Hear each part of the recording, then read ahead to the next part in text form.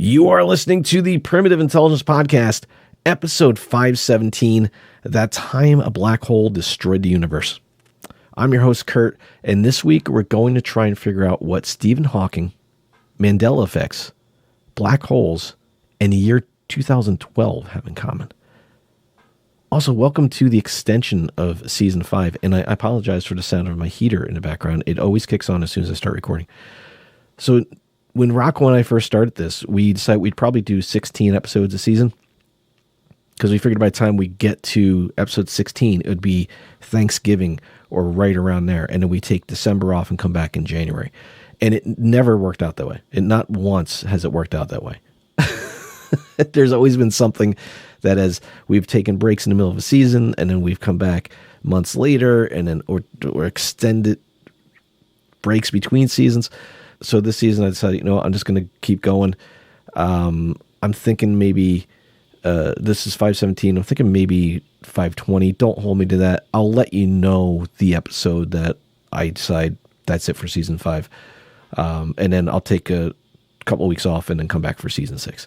So that's the plan right now. But before we get to season 6, before we even start talking about season 6, we still got episodes to get through. In this one, let's find out how a black hole destroyed the universe. Not is going to, has. It's already happened according to somebody.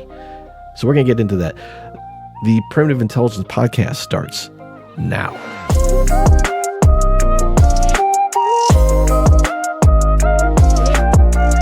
So there have been several takes on this idea. I've heard them over the years since 2012, and they always involve a black hole and the end of the world. And this one is no different. Before we get into the story, though, there's 5 things we have to touch on, just so everybody knows what's going on. Kind of like a glossary of terms I'm going to do first. So first of all, if you don't know who Stephen Hawking was, he was an English theoretical physicist, a cosmetologist, and an author who was the director of research at the Center for Theoretical Cosmology at the University of Cambridge. And unfortunately, he passed away in March of 2018. Probably one of the brightest minds of our time. Next up, Mandela effects. If you don't know what Mandela effects are, you might be affected by Mandela effects. No. So this is a situation where a large group of people believe that an event occurred when it did not, or it occurred in a significantly different way. The term was originated in 2009 by a Fiona Broom after she discovered that her, along with a bunch of other people, could swear to God that Nelson Mandela had died in the 1980s when he actually died in 2013. That's one that got me. I always thought he died earlier, but Mandela effect. The next thing we got to keep in mind for this story, black holes.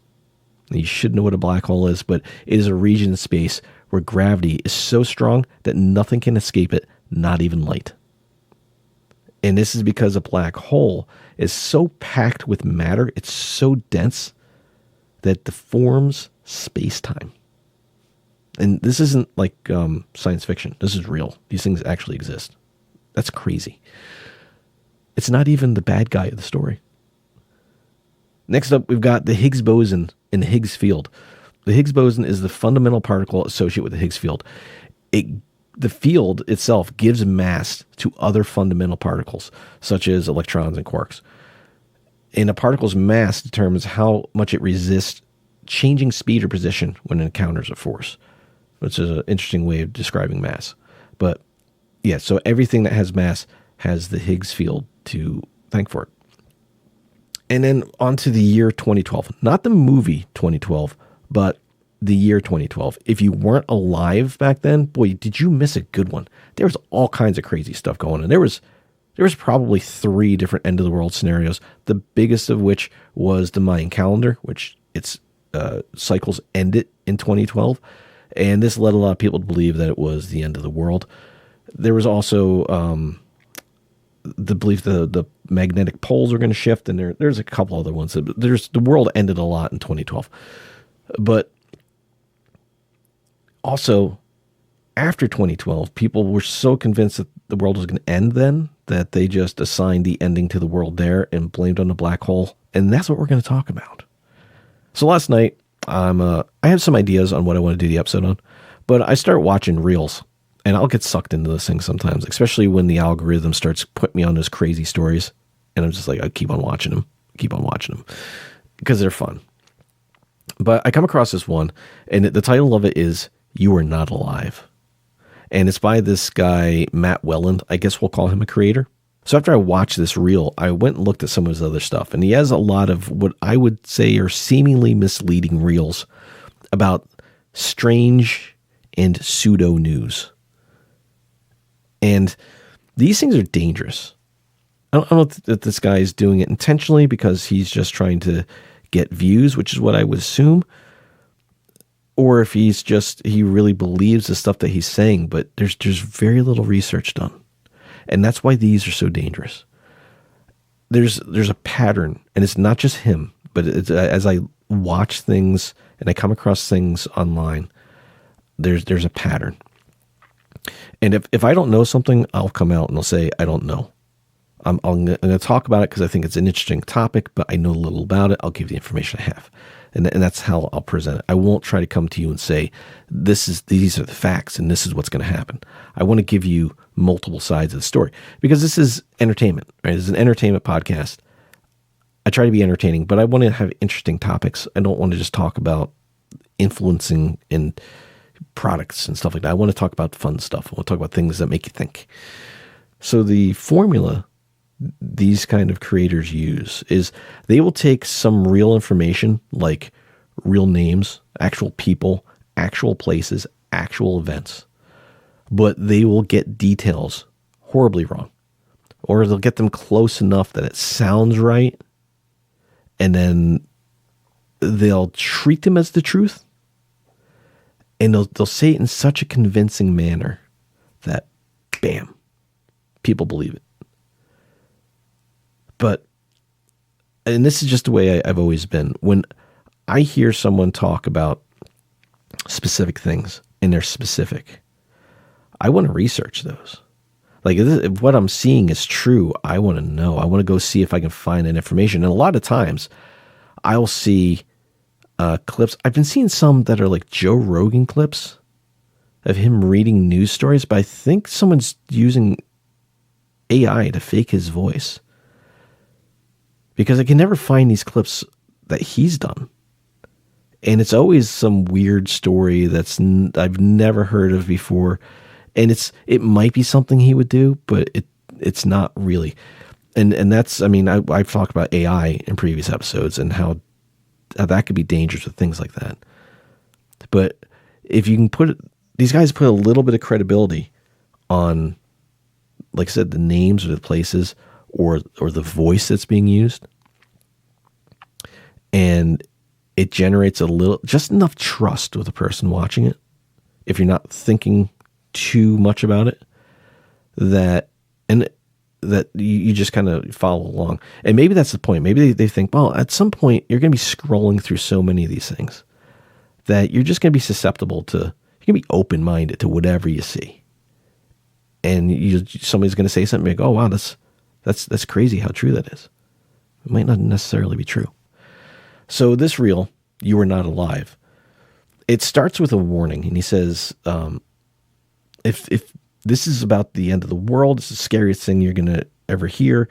You're not going to be able to sleep tonight. If this scares you, keep scrolling. Now, I will put a link to this in the bottom in the show notes. So if you want to go watch it, go ahead. It's good for entertainment, but it's very clickbaity, I would say. So yeah, if you're scared, keep scrolling. Otherwise, here we go. He starts off by saying that Stephen Hawking famously said, if scientists find the Higgs boson, it could suck our entire universe into some kind of a black hole, effectively ending life as we know it. However, if we did get sucked into a black hole, we wouldn't actually realize it because it would happen so quick. He then jumps on to Mandela effects occur because we're in another reality, or there's a bleed through of reality, or we're inside a black hole. And then he cites a couple of these Mandela effects. He mentions the world has seemed different since 2012. He mentions the pandemic. I don't think that could be caught by a black hole, but you never know. His explanation for all this is that we are inside of a black hole caused by the discovery of the Higgs boson and are now living in a simulation. So let's look at these talking points he has. Now, the first thing is, as soon as you mention a actual person who is even relatively popular, I mean, Stephen Hawking was extremely popular. He a lot of stuff that he said was recorded. So when you are going to claim that he has famously been quoted as saying something, that had better be a damn easy thing to find. And it was not. So I did some searching. And Stephen Hawking did discuss the Higgs boson in kind of the fashion that he's talking about. But he never said, as far as I can tell, he never said that it would cause a black hole or could cause a black hole.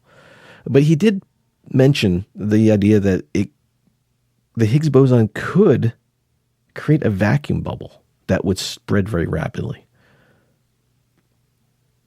Now, the vacuum bubble is not a black hole, but I guess if you hear vacuum, and which is a lack of anything, and then black, which is a lack of color, and then hole and sphere and bubble, I don't know how he made that connection, but the words Higgs boson and black hole were never uttered by Stephen Hawking.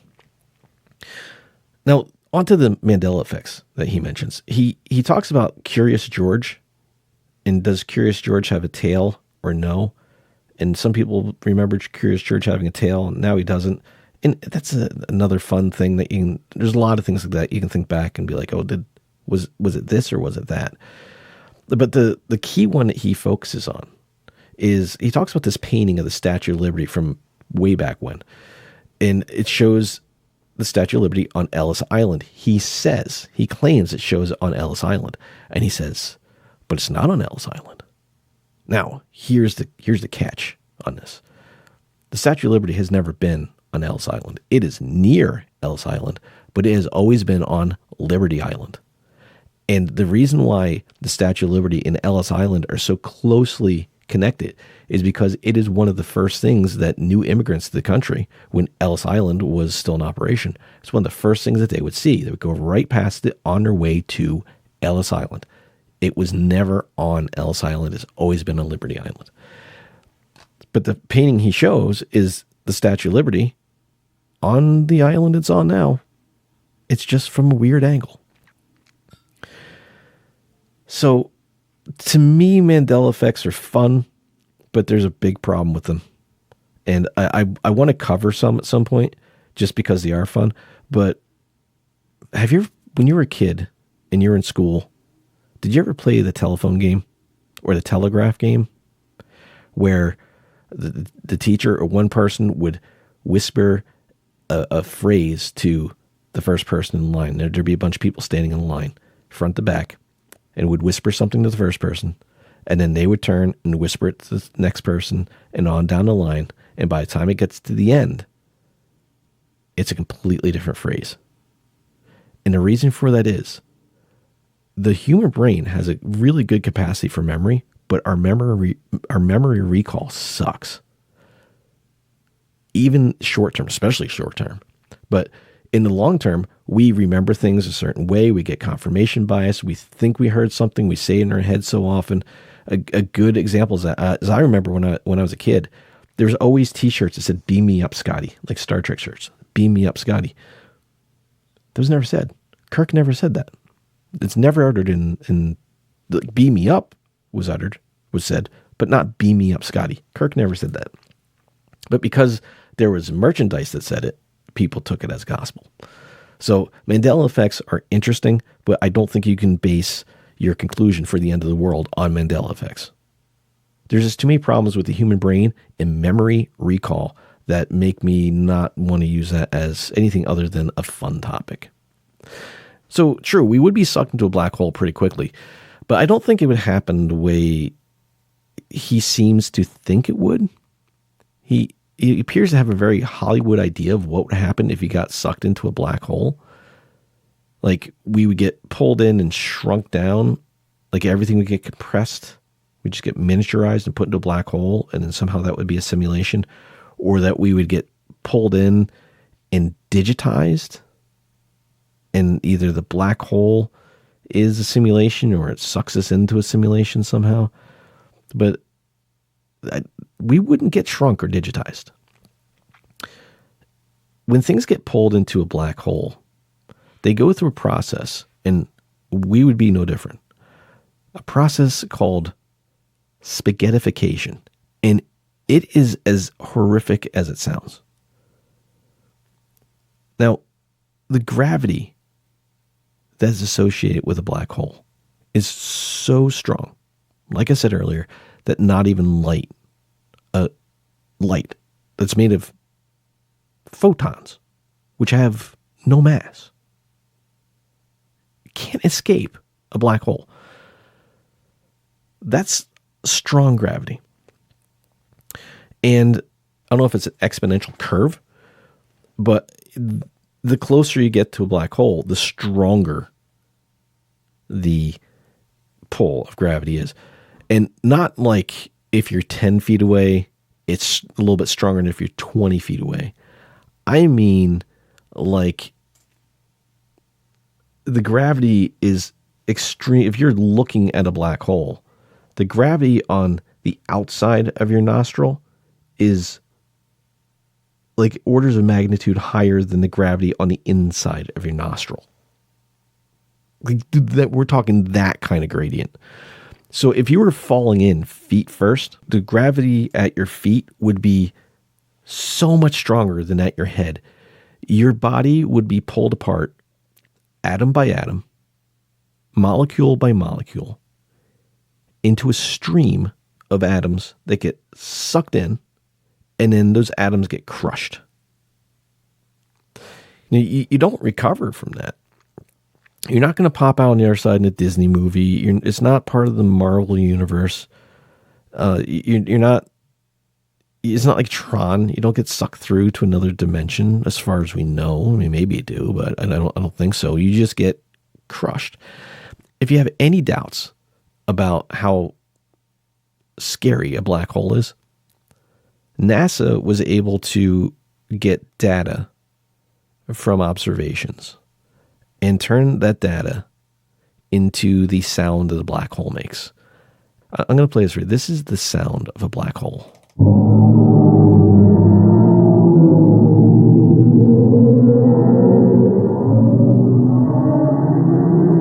Is that something you want to fall into? It sounds like that.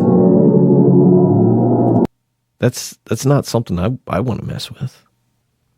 There's very little that we've witnessed as on a black hole that would indicate that you would survive that, or any part of you would survive that. Now, there was a black hole that was witnessed, I think in 2018. Was it 2018? I think they witnessed this black hole, and they've now that they know how to spot them, they know where they are in space. With telescopes, they can look at them, and they see this black hole consuming a star. It's just devouring it, and it generates this large amount of light, and they don't actually see the black hole, but they see the destruction that's causing. So they have seen this before. It consumes this star, and then they kind of forget about it. Oh, well, that's just a normal black hole doing its normal thing. 3 years later, it lights back up, and for some reason that we don't understand, it spit out a bunch of the star after 3 years. So either it never got completely into the black hole, and the black hole was obscuring the matter of the star that didn't get pulled in, and then somehow it got too close and it reignited, or something. They don't understand how that happened. But generally speaking, you're not coming back out of a black hole. It's not a wormhole, I don't think. I don't think it goes to another spot. Although we don't really know. I guess it could.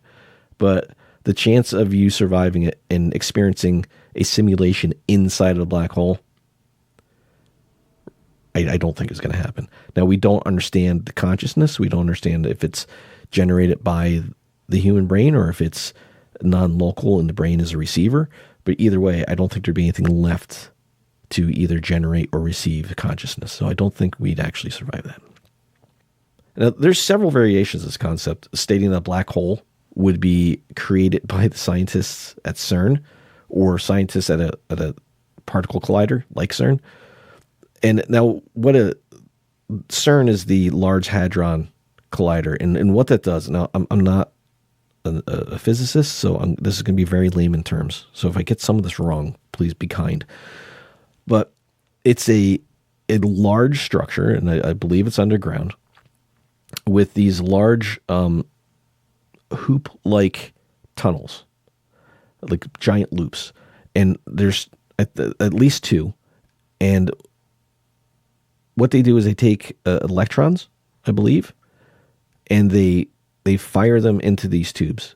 And they use magnets, again, I believe, a magnetic field, to increase the speed. And in one loop, they send them clockwise. In the other loop, they send them counterclockwise. And when they reach their maximum speed, they open a junction between the two, and they fire them at each other. And then they collide. And then all kinds of sciencey stuff happens. And they use machines and sensors to see what's going on. And the people had this fear that collision of these particles is going to somehow create a black hole. To give you an example of what it would take to create a black hole, because it's hard to picture this at an atomic level, at a particle level.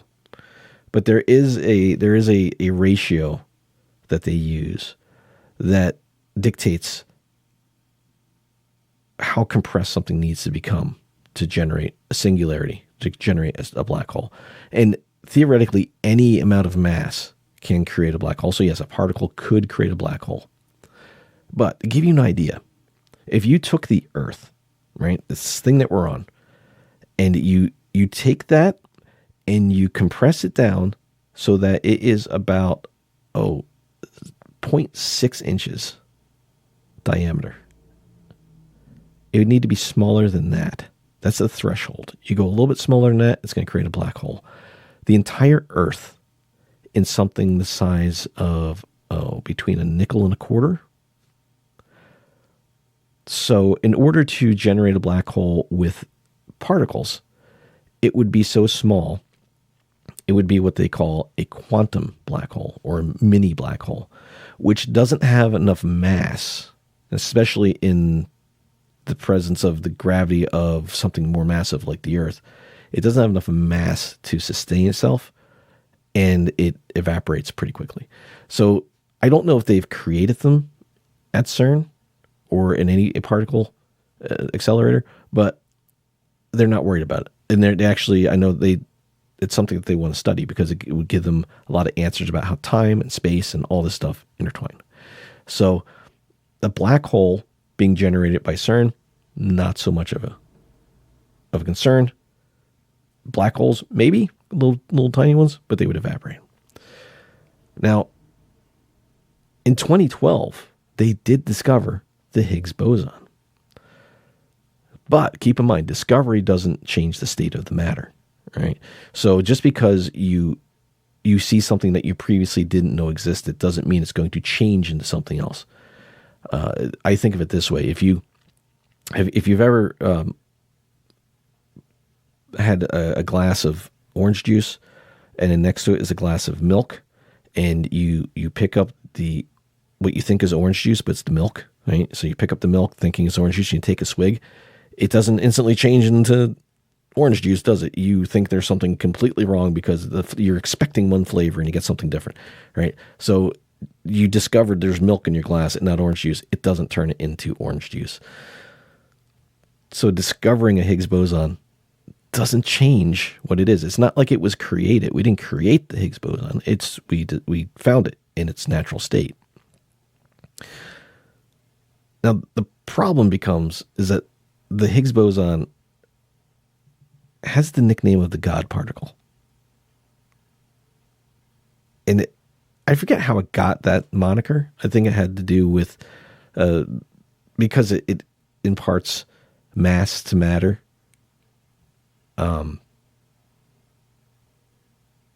it's like this unifying field. It's everywhere.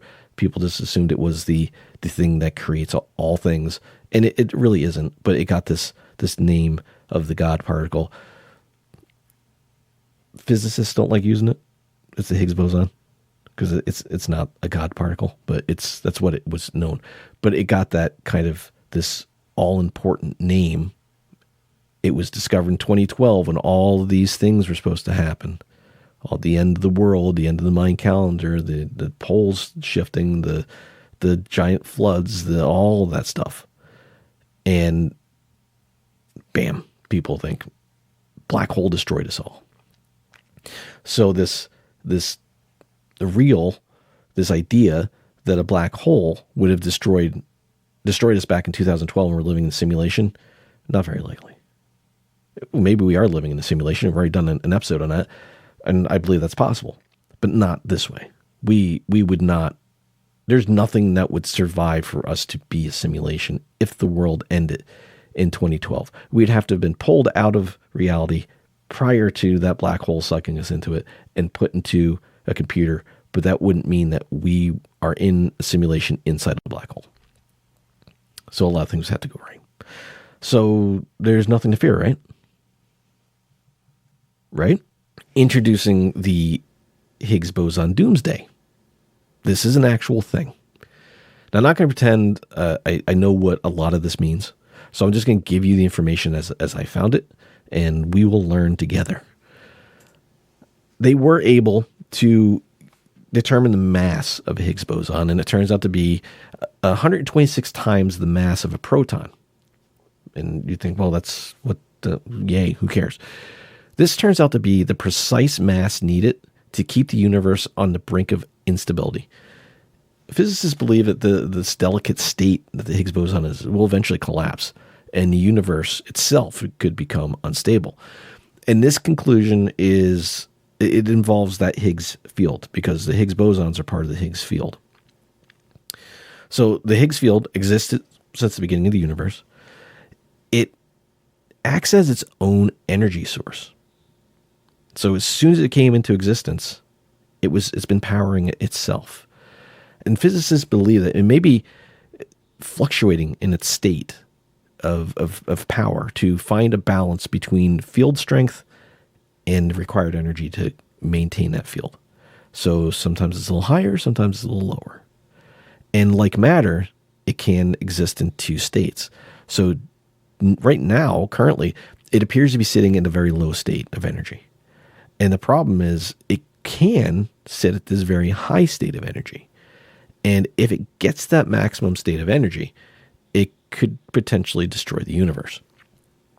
Because remember, this field is everywhere and it imparts mass to matter. So if this Higgs field goes haywire and it starts changing the physics of mass and matter, you can imagine that would cause some problems. They do say this seems unlikely to happen anytime soon, but there's always a but, isn't there? There could be something called a quantum fluctuation. Now, quantum physics, I've touched on this earlier in the year. I know very little about it. I've got some ideas, but quantum mechanics, quantum physics, quantum mechanics and quantum physics are so out there that any idea you could have is probably right. So I have no base of reference for this, but they say that a quantum fluctuation could cause what's known as quantum tunneling.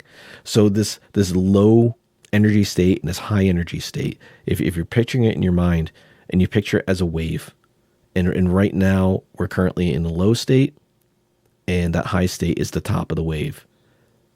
And it's if it can, as they say in this article, chug up the hill to that high state, well, it could cause the destruction of the universe. But this quantum tunneling, if this fluctuation happens, it can actually push the energy state through the wave to the other side. And then there could be a lower energy state on the other side. So what we think is the low state now, if it gets through this wave, it could be a lower state on the other side. And bad news, this could create, or most likely would create, a vacuum bubble. Good news, we won't be the cause of it. It won't be anything we do that causes this to happen. Bad news, it's just going to randomly happen at some point in open space. Good news, chances of it happening near us in our vicinity, really slim. Bad news, once it starts, it won't stop until it equalizes the universe. Worst news, the vacuum bubble is actually bad news and the worst news. The bubble would form and begin expanding immediately at the speed of light. The strength of the inner field, the strength of the Higgs field inside the bubble is even slightly more energetic than the Higgs field on the outside. It could shrink atoms, disintegrate atomic nuclei, and make it so that hydrogen would be the only element that could exist. That's the best case scenario when this happens, is that it just becomes a hydrogen universe. Even worse news, this may have already started somewhere in the universe and we would never know. So somewhere in the universe, there could be a Higgs field vacuum bubble expanding at the speed of light, wiping out everything in its path, turning it into hydrogen or worse. But this all hinges on our current knowledge of the universe, and it doesn't account for an equalizing force to the Higgs field. The calculations about the Higgs field and Higgs boson could be wrong due to lack of knowledge, due to lacking information, because we don't know what we don't know. We only know what we can observe.